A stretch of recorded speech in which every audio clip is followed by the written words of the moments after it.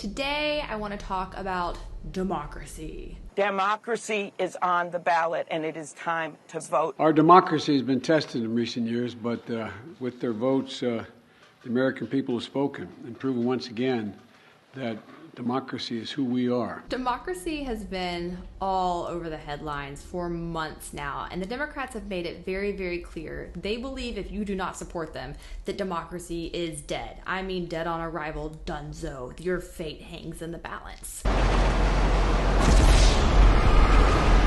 And that just annoys me for several reasons. First and foremost, I thought dictionaries would become obsolete when the internet came around because people could just look up words online. But turns out dictionaries have become obsolete because nobody cares what words mean anymore.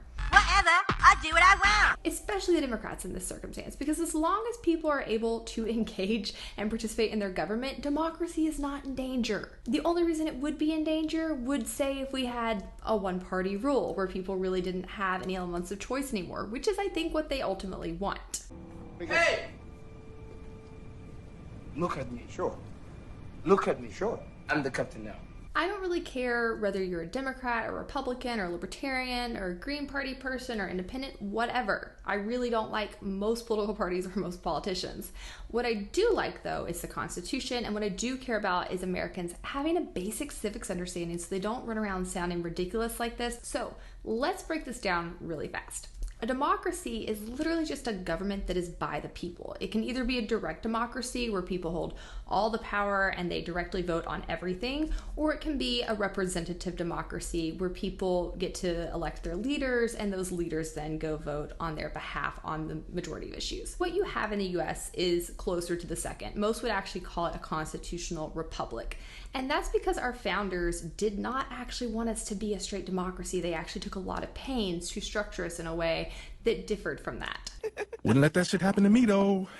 That's for a few reasons. First and foremost, because straight democracies are literally just mob rule. People, calm down. If 51% of the population decides they want something and 49% absolutely do not want it, that 51% gets to force their way of life on the other 49%.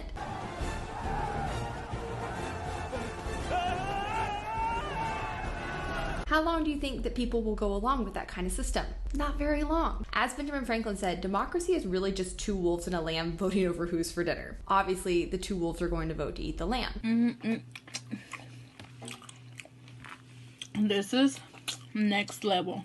You don't actually want a straight democracy. Instead, our country was set up to protect the smallest minority rights, which would be the individual. And we do that in a number of ways that are actually quite brilliant. First, we say that the federal government is supposed to only have a little bit of power, and most of the power is left to the people and to the state. Stay in your lane, bro. And that's why our Constitution and our Bill of Rights are actually pretty short. They literally just tell the government, these are the things you absolutely cannot do, you cannot violate these rights, and we leave pretty much everything else up to the people and to the states.